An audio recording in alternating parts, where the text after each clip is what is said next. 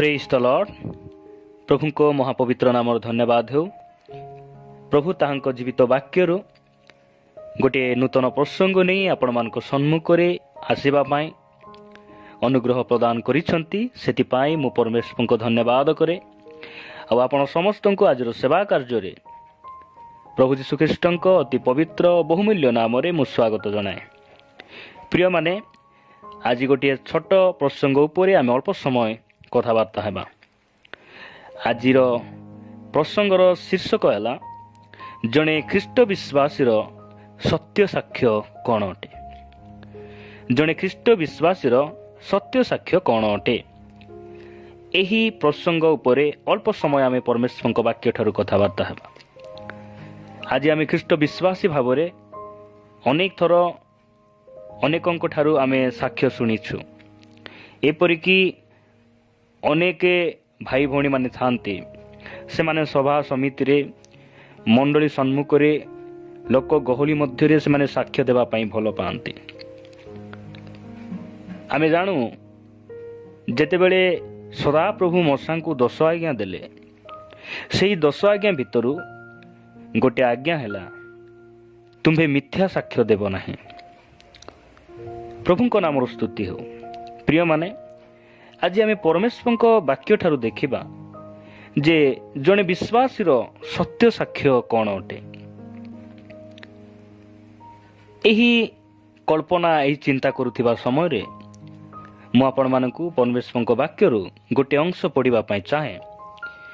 आमे जोहन लिखित सुसमाचार 5 अध्याय 36 पद जदि आमे पढ़ू एठारे प्रभु जीशु ख्रीष्ट ए प्रकार से कहती, किंतु जहनंकर साक्ष्य अपेक्षा मोहर गुरुत्वर साक्ष्य अच्छी, कारण पिता मते जे जे कार्य समाप्त करने को देइछंती जे समस्त कर्म मु करूअछि पिता मते प्रेरण करियछंती बोली सेही सबु मो विषय रे साक्ष्य देउछि। प्रभु नाम धन्यवाद हो।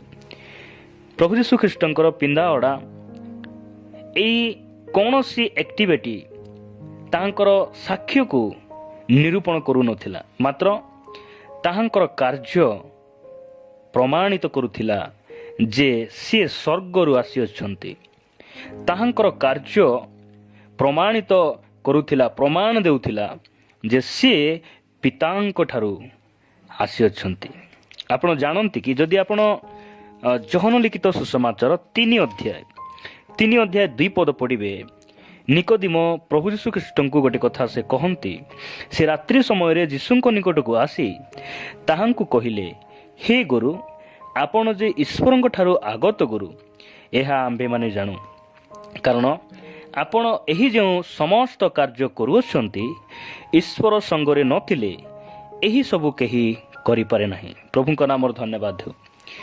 प्रभु जीशु ख्रीष्टंकर कार्य ताहांकर साक्ष्य को प्रमाण करुथिला। ताहांकर कार्य ताहांकर परिचय को प्रमाणित करुथिला। सेतिपाई प्रभु जीशु ख्रीष्ट एठारे ताहांको वाक्य द्वारा आमको यह शिखाइबा पाई चाहंती, कहिबा पाई चाहंती। जणे ख्रीष्ट विश्वासी प्रकृत साक्ष्य मुहरे कहिबा नुहे, कार्य अटे। जणे ख्रीष्ट विश्वासी सत्य साक्ष्य मंडल रे ठिया ही कहिबा नुहे, तार कार्य गोटे प्रकृत साक्ष्य को प्रमाणित करे। प्रभु को नाम धन्यवाद हो। अनेक समय रे अनेक भाई भौणी माने साक्ष्य दियंती, मु परिवर्तन हेई गली, मु परित्राण पाइली, मु मद छाड़ीदेली, मु नाश छाड़ीदेली, एई प्रकार के अनेक कथा कहंती।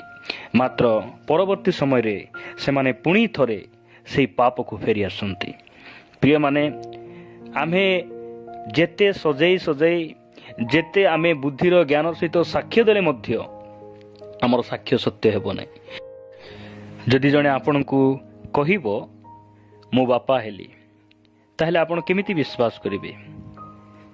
तांकर गोटे पुओ को देखि आपण विश्वास करिवे जे ए जणे बापा अटंती, से कहिबा कथाटी प्रकृत अटे। ठीक सही परी प्रिय प्रभु को लोक माने आम जीवन रे मध्य आमे साक्ष्य देवा कहीदेवा यह प्रकृत साक्ष्य नुहे। से आमर कर्म ही आमर साक्ष्य को कौन करे प्रमाणित करे। से ସାକ୍ଷ୍ୟ ଦେବା ପୂର୍ବରୁ ଆମର ପ୍ରକୃତ ସାକ୍ଷ୍ୟ ହେଉଛି ଆମର ପ୍ରତିଦିନର ଦୈନନ୍ଦିନ ଜୀବନ ଅଟେ, ଆମର କାର୍ଯ୍ୟ ଅଟେ, ଆମମାନଙ୍କର ପିନ୍ଧାଅଡ଼ା, ଆମମାନଙ୍କର ଉଠିବା ବସିବା, ଆମମାନଙ୍କର ପରସ୍ପର ମଧ୍ୟରେ କଥାବାର୍ତ୍ତା, ଏହି ସବୁ କାମ ଆମେ ଯେ ଜଣେ ପ୍ରକୃତ ବିଶ୍ୱାସୀ କି ନାହିଁ, ଆମେ ଯେ ଯୀଶୁଙ୍କର ସନ୍ତାନ କି ନାହିଁ, ଏହି ସବୁ କଥା ପ୍ରମାଣିତ କରେ। ସେଥିପାଇଁ ଆସୁ ଆମେ ନିଜକୁ ପ୍ରସ୍ତୁତ ହେବା, ତାହାଙ୍କର ନିକଟରେ ରହି ଆମର କାର୍ଯ୍ୟକୁ ସଜାଡ଼ି ଆମେ ତାଙ୍କର ଜଣେ ଉତ୍ତମ ଶିଷ୍ୟ ହୋଇ ତାଙ୍କ ପଛରେ ଚାଲିବା ପାଇଁ ଶକ୍ତିପ୍ରାପ୍ତ ହେଉ ହେଉ ଆମେ ଆଗକୁ ବଢ଼ିବା। ପ୍ରଭୁ ଏହି ବାକ୍ୟ ଦେଇ ଆମ ସମସ୍ତଙ୍କୁ ଆଶୀର୍ବାଦ କରନ୍ତୁ। ଆମେନ୍।